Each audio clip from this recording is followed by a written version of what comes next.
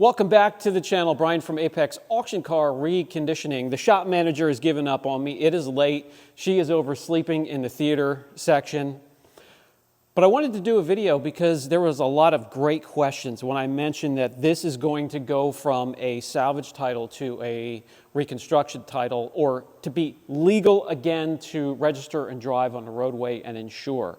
A lot of great questions. So I'm going to do a video, a detailed video, how to get it from this step right here to being able to register the car, insure it legally, take it on the roadway, and enjoy. So let's get started. Well, the first thing you want to do is clean it up so things can be seen clearly. And you want to take a few pictures of its current condition. I'll start with the front, clear picture of the driver's side, passenger side, clear picture of the back of the vehicle. So we got one right here. It's all right to go on a little bit of an angle for that one right there.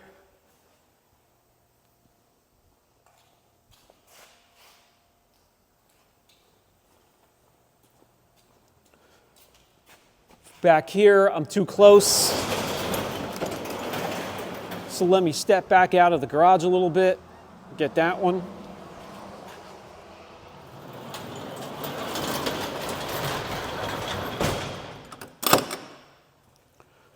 Over here, I'm going to be on a little bit of an angle, but I can get the whole side of the vehicle. Got that one. And now, with that done, we want to get a little bit more specific and concentrate on the areas of damage that caused the vehicle to be put into a salvage title to begin with. So let's do that and get some pictures. So back here is where the impact happened, and you want to get clear pictures of the bumper, the quarter panel, and any other damage. On this side, it was sort of pushed and scooted over into something that was sitting down here real low. So I want to get some detailed pictures of this area as well. Now, can't forget, on the interior, the airbag popped on the side of the seat, so that's blown out. I will be ordering a seat. The airbag popped up top, the whole length of the corner of the headliner up there. I will need to order one of those, so I'm going to have to take detailed pictures there as well. Next, we will need to repair the car so it passes just basic state inspection and is safe for yourself in the roadway, no matter what that takes. The important part of this is going to be saving all receipts. Let's say you pick up a door, I have to order a bumper, a door, a seat, and some airbag parts. I want as much detail on those parts as possible. If I can get the seller of those parts to put the VIN number of the car it came off of, it's going to save me a lot of time and headaches in case there's questions there. The state inspection specialists like to know that they're not coming from a stolen vehicle. So that's how you take care of that, with just being thorough with receipts. Now, you should already have a packet from Form MV426B here in Pennsylvania, and that is an application here for reconstructed and specially constructed vehicles. I have some personal information here, and then you're going to have to do a checklist down here, and you only need to fill out another small area over here. The state inspection specialist will fill the rest of that out. And the last 2 pages really are giving you steps on what to do, but you should already know that. So let's take just a quick moment and talk about parts and what I will need to. I will be doing all the work on this. So first of all, a rear bumper, and we'll talk about price and the cost of getting this thing back on the road. A rear bumper, it's going to come brand new primered, $326.99. I'm going to have to swap everything over, all the trim, bolt it up on there and paint it. Prep it and paint it. No big deal. The seat, blown out airbag. I can get a black one that matches the one that's in there perfectly. Unplug it, unbolt it, remove it, put the next one in. $344.25. Rear driver's side door. on the other, on the back there. I showed you that.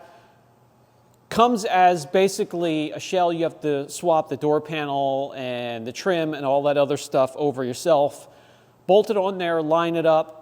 I can get one in the exact same color, which is very important. I may not have to paint unless that comes in real shitty condition. $179.99. So we'll see about that. Four-wheel alignment. Because this was pushed a little bit, and mine have gone against a curb or something, who knows? I want to make sure all four wheels track safely. This is probably going to be something I'm keeping for myself, more than likely. So I want to make sure it's safe for myself and my passengers. If I ever get rid of it down the road, I want to make sure it's safe as well, obviously. Four-wheel alignment in my area for me is going to be $180, somewhere around there. And then finally, the airbag that goes up above me and all the way back to length. Not difficult, but time-consuming. A lot of bolts, and you have to string it in through there. That airbag's only $270. So all this really added together in parts is only going to cost me $1,301.23. The rest is going to be me on labor, and I'm going to be filling out invoices for my labor for this job. So they see the time that was put into it and the work that was put into it. My labor, it'll be a couple thousand, so if I was doing this for somebody else, we're probably looking at about $4,000 or $5,000 worth of work, parts included. So that gives you an idea of what it takes to bring this to the point where we can now take it to our first inspection. Guys, our first inspection, you can pick any state inspection shop. I have one right next door. I'm not going to have to go far. And all he does is inspect the vehicle like he would any other car to make sure it's safe for the roadway. Not really concentrating on my work, but the vehicle as a whole. I need to take my packet with that I showed you of 4 or 5 papers. And what he does is he'll take the brand new inspection sticker, he won't put it on the vehicle, but he's going to cut it in half, and he's going to put half of it on my paperwork so I can take back home with me. I pay him, I take the vehicle, I go back home. That'll bring me to the next step. I can then take the vehicle and the paperwork and half of my inspection sticker, and I can go to any local notary and then apply for the reconstructed title. And whatever the cost is for that and the fees, you take care of that then. So you need to add this on top of the costs, for parts and labor in case you do this for a living and you're flipping cars this way. I myself don't plan on flipping a whole lot of cars this way. I just wanted this for myself because of the white one I had. I enjoyed it so much, and this has low mileage. This will last me a very, very long time. So after you apply for that, you pay your fees and you go home again because you have to wait another week or two for that reconstructed title to come back to you because you can't take any more steps until it does. In about 2 weeks or so, on average, you'll get the reconstructed title. From there, you need to hop online, and let me pull up and make sure that I have the website correctly. It is for Pennsylvania, it is the Commonwealth of Pennsylvania. In your state, it's going to be different. Enhanced Vehicle Inspection Program, and there's a special site for that. And if you scroll down, you're going to see an enhanced safety inspection station location list. And here is 16 pages of all the counties in Pennsylvania. Mine start here and go down to here, so I have about 13 different shops to choose from. And I call and make an appointment, and when your appointment comes, you take the vehicle and all of your paperwork and reconstructed title. This is going to be salty, because this is going to cost you anywhere from $300 to $500 in Pennsylvania for this inspection, and he zones in more on your work, not so much the work of the whole vehicle, just like the neighbor next door inspecting. He is going to check over the work you did to make sure it is complete and it's safe for you and those driving around you. And once that is finished, he will give you, finally, the proper whole inspection sticker to put on here. And then you can go and insure it, register it. So you're going to have to go back to a notary, register it, make it legal, and it can then legally be on the road again. That's going to do it for this video. A lot of talking, not a lot of detailing, but for those that asked, this will help you out.